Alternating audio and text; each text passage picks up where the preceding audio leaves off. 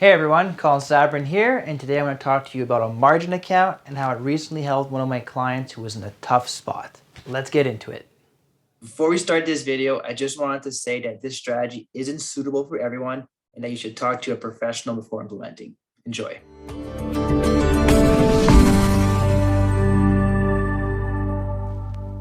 All right, so last week I got a phone call from a client. He needed $200,000 immediately because he was buying a piece of property and he had talked to the bank. The bank was going to lend him some money, but the loan wasn't going to come in on time.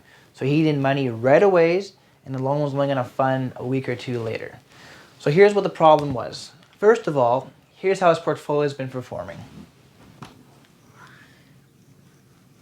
You've had a great run, but as you know, the start of 2022 has been a bit rough. So his portfolio is down from where it was at the start of the year, okay? So by taking money out of his portfolio today, he'd be selling at somewhat of a low. Obviously, he's made money since he started, but recently markets are down, so he'd be selling at a low. The second problem that he's going to run into is taxes. So here's his situation. He's got $100,000 in TFSA, which he could withdraw tax-free. So this would be tax-free. $500,000 in RSP, which is 100% taxable. So this would not be a wise place to withdraw money from. So that leaves him with his non-registered money of $1 million, of which if you can take out 100,000 here, he needs another 100,000 to net him his 200,000.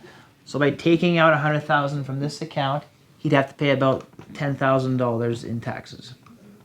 Okay, to net that 100.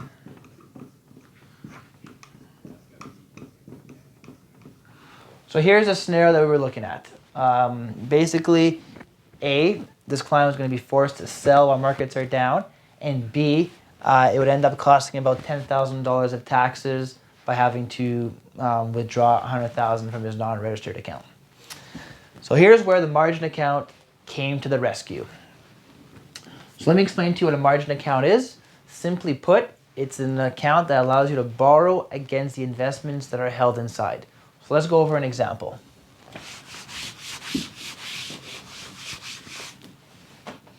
Let's say you have an account, and we'll just keep it simple, with $100 of stock inside.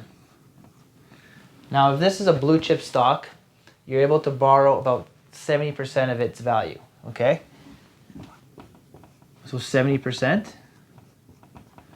So you can borrow up to $70 against the stock that you have in your portfolio. Now this $70 can go straight to your bank account.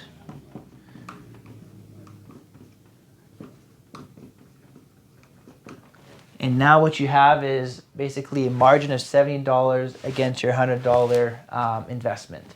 Your investment is still invested. You haven't sold it. You simply borrowed against it. Okay, now if the stock goes up to 110,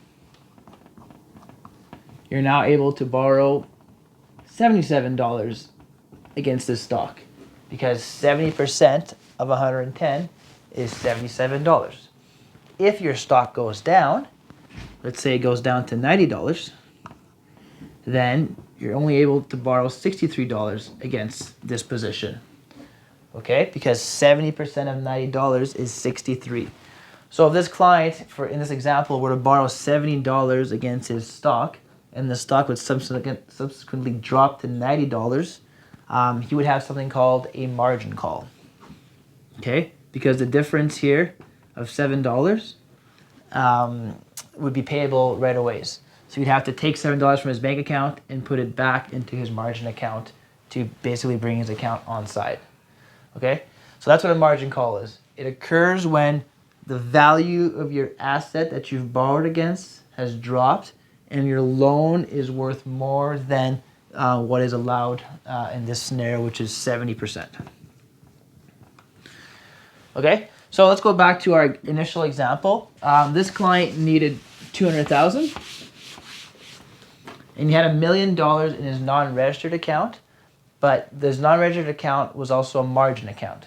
So he was able to borrow against his $1 million, $700,000. Now this client did not need $700,000. He only needed $200,000. So that's what they did. He borrowed $200,000 from his margin account. The $1 million of investments in his account were not sold. He didn't touch his RSP. He didn't touch his TFSA. He simply borrowed against the investments that he had in his account. So then he paid interest on his $200,000 loan. He was nowhere near getting close to a margin call because he has $700,000 worth of room and he only borrowed $200,000. So he used that money to buy his property. He got his loan to come through a couple of weeks later, and he simply paid back his loan in his margin account, and he was off to the races. So as you can see, a margin account is very nice to have in situations like this because you're able to get access to money very quickly. We were able to put this money in his bank account the next day. So no questions asked. You don't have to do any paperwork. You basically are able to borrow against your securities just like that. You get the money. You get to do whatever you want with it. And then again, like I said, once he got paid from the bank, once the loan came through from the bank, he simply closed out his margin here. So he didn't have to pay any taxes. When you borrow money against margin or against anything in life, that's not a taxable event. So he didn't pay taxes and he didn't sell while his portfolio was down since the start of January. So margin accounts are nice to have. It gives you flexibility if you ever run into any issues where you need some money quickly. You can quickly borrow against your portfolio and then pay it back. As far as interest rates go, prime plus 1%, prime plus 2%, depending on which bank you're at. So again, not unreasonable rate to get money, to get access to money very quickly. Have any questions, please don't hesitate to reach out. And we just started our new YouTube channel with all of our videos. So if you'd like to subscribe, that would be a great help and we'd really appreciate it. Have a great day.